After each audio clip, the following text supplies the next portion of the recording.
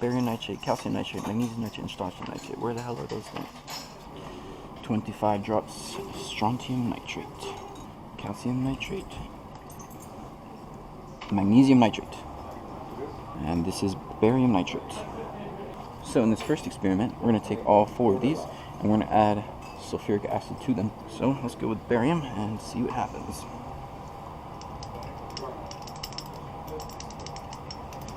And that was about it. For the calcium, let's go ahead and see what happens. So this just clear. This one, let's get 25 in here. Nothing happening. No reaction. And the strontium. Ooh. This one is looking a little bit more muddy. And it's forming bigger particles here. So the only 2 that we really have going on are going to be the strontium and the barium. As you can see, this one has basically settled. The next part of this experiment, we're going to be using sodium carbonate. Let's take a look at the sodium carbonate. It's this one. And let's try it with barium. Very similar. We've got sodium carbonate and the calcium. They literally look the same. Calcium and barium look about the same. And try magnesium with sodium carbonate. Ooh, it looks like sparkling water. We'll try strontium with sodium carbonate. And that kind of, again, looks like sparkling water. So as you can see, they all kind of look the same. Maybe the magnesium is a little bit less, like a little clearer or something. But they all look the same, kind of. There's more precipitate under the barium. I'm not going to use ammonium oxalate with barium. Wow. So that looks, again, like sparkling water with boba in it. They all look the same. Calcium and ammonia oxalate. Okay, this is cloudy. This looks like one of those marbles. Magnesium. No reaction on the magnesium. Floating precipitate. Final result of the ammonium oxalate, as we can see. Interesting formations. Let's take a look at this potassium chromate with the barium. Interesting. It's kind of like a lemon. Maybe this is like one of those yellow marbles. Calcium. That looks exactly like urine. 100%. Now we have the magnesium. And that as well looks quite like urine. The final one is strontium here. And again, so these are the results of the potassium chromate. As you can see, we actually got a yellow precipitate over there on the left that is sinking to the bottom in the barium. Now let's continue this experiment by adding acetic acid to these mixtures. So first it's separate. Precipitate on the bottom, vinegar on top. That looks like mango juice.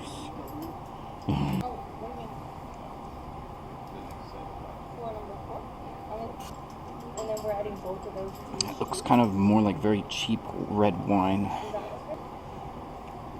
Magnesium. And again, it looks very much like cheap red wine. Here we have the strontium. Here we have a winery established. But what's interesting is the barium has white precipitate. Or orange, maybe yellow, yeah. For the next experiment, I just started with some DI water in chlorine, bromine, and iodine. We're going to have to add 1 drop of each one of those. But first, let's get some mineral oil and put it in there from this machine. So we get 1 ml mineral oil. Let's see if we can get 1 drop of chlorine water into here. 1 drop. The color of the mineral oil is absolutely clear. So if we compare the chlorine to control, nothing really happened in that first drop. We're going to need to add 10 drops here. It still looks similar, but if we compare that, it's a lot more opaque. So something definitely happened in the chlorine after 10 drops. Let's repeat this. We're going to start using bromide. Shake up this one to use as a control so we can see what it would look like normally. And let's add a drop of bromide. See what happens. Ooh. So this is interesting. It's a bit orangish. So after about 10 drops, the bromide water looks kind of like a vinaigrette. Let's repeat the experiment with iodine, just remembering it's absolutely clear at first. And so after about 10 drops of iodine, it turned Gatorade pink lemonade. Interesting. So here are the final results of the mineral oil separation with chlorine, bromine, and iodine. We have clear chlorine. The mineral oil's on the top, so it kind of looks like lemonade or something, just slightly opaque. On this side, the mineral oil is orange, like dark orange or something, while the mixture is yellow on the bottom. This one's kind of clearish on the bottom, slightly darker than that one. And then we have pink purple in the mineral oil. This next experiment, we're going to be adding a whole bunch of chemicals. Sodium chloride, sodium iodine, sodium bromide, and we're going to be mixing them. Let's go ahead and do some tests with iodine water. Sodium chloride and sodium bromide, it's going to be on this side. We put in 1 drop, and we start mixing. Ooh, I see pink in the NaCl. A little bit of pink and a little bit of clearish yellow. Sodium bromide with the iodine water. Got 1 drop in there.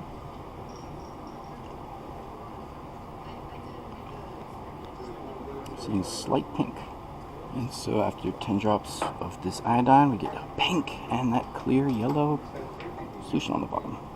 Do we get the same reaction with the NaCl and the NaBr with the iodine water?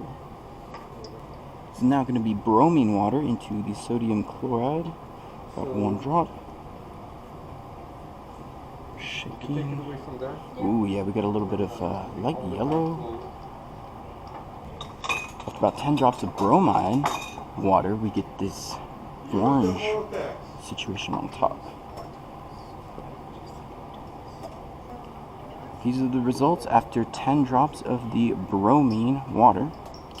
We're now going to be adding some chlorine to the sodium bromide. When it turns some kind of a light yellow. Doesn't look like anything reacted. Chlorine with sodium iodine.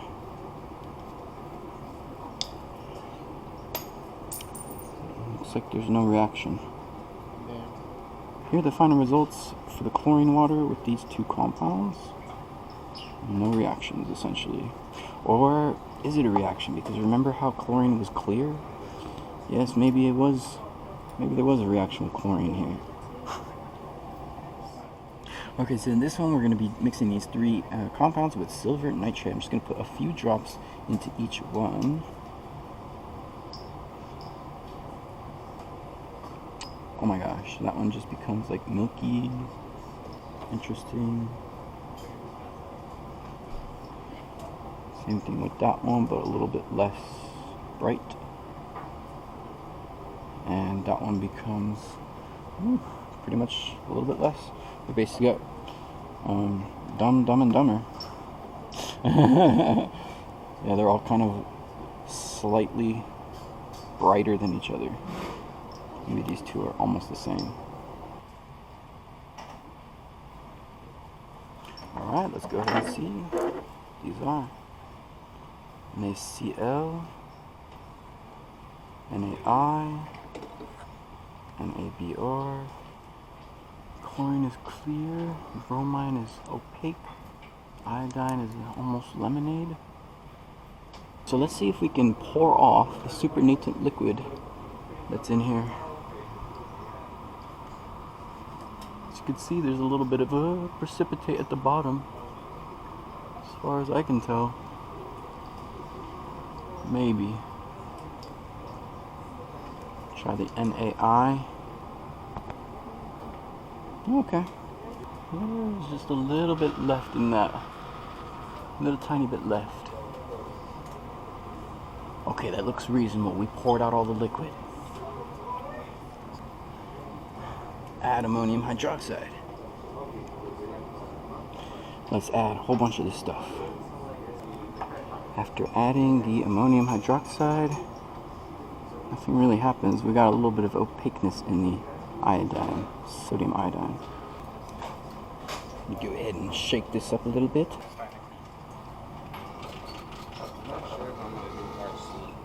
I think this is completely dissolved. I think this one also has completely dissolved. But the iodine has not. The sodium iodine has not. These two have completely dissolved. This is a completely clear liquid. Just very, very slightly opaque.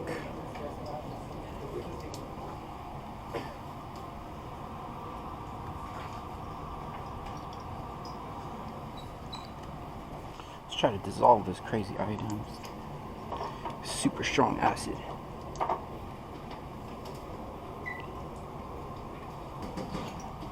Well, as far as I can tell,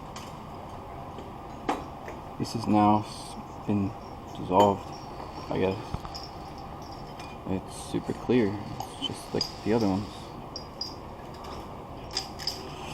So, either I did this wrong and poured everything out, and so now there's actually nothing in there, or everything got dissolved, and it's all clear. I don't know about this one. This one's gonna be fun. Let's go get a beaker.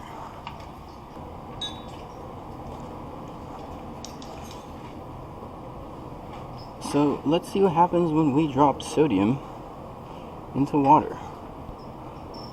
Grab one of these little pieces and see what happens. Ooh, bubbles and sizzles. We have lithium. Let's see what happens when we put some lithium in this water.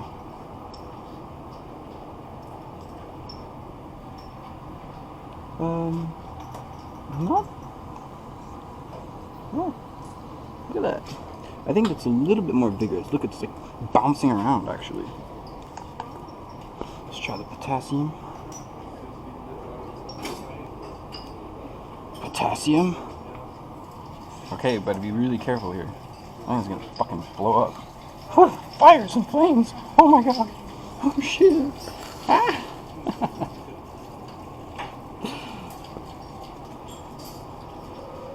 Okay, we found a piece of calcium, and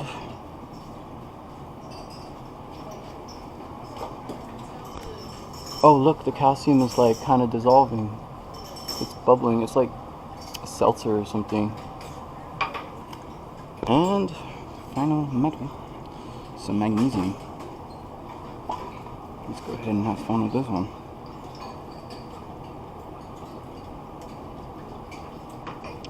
So the magnesium finally sank, but it doesn't really seem to be reacting in any way whatsoever. So we're filling a test tube with water, and the goal here is to attempt to put this test tube into this beaker somehow upside down. Here we go, guys. Let's see if I can do this. We got that calcium. Put it into the thing. Cover it up with the thing. Yes, we got it trapped in the tube. And not, whoa. Okay, it really wants to escape the tube. I think it used up all the air in the tube, and now it shot itself out. And if I lift up this tube, notice how the tube is empty. Now I'm gonna go ahead and trap it. So there should be hydrogen gas inside of this tube. Okay, perfect. Okay, make sure it's a big flame. All right. How is this not dangerous? Okay, check this out. Hydrogen gas, flame, let's go. Woo! That was it. That popped. And that was hydrogen gas. Okay, that wasn't as scary as I thought. Cool. Now let's go ahead and test this beaker with some phenolphthalein. So we get some pink, very light pink. It seems to be kind of just floating in there, like purplish. So we have added hydrochloric acid to these test tubes. Let's go ahead and see what happens when we throw in a piece of magnesium. Oh! Bubbles, lots of bubbles. So I guess it was freshly opened sparkling water. Let's try some calcium and see what happens. Oh, again, this is very much like seltzer. Doesn't really do too much. Oh, but look at that. So now it is actually really vibrant. It starts off very low, starts to go really crazy. That's calcium. The calcium seems to be boiling over. Don't know what's happening here. It's getting really hot. Uh-oh. Did I put too much calcium in here? Is this thing gonna explode? Shit, man. Dang, that is just continuing. Wow. Okay, here we go. This is aluminum. Looks like the calcium has formed precipitate in there. And this one was really, really hot too. So it's kind of like a volcano. And the aluminum, still nothing.